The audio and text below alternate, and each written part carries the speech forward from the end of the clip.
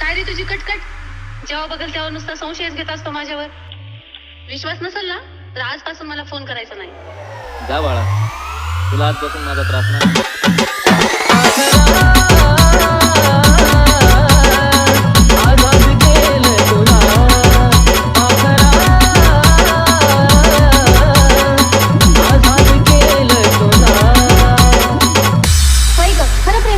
त्याच्यावर अगं सोड ग, माझं प्रेम बिम काय नाही, फक्त आपली मनी बँक येतो.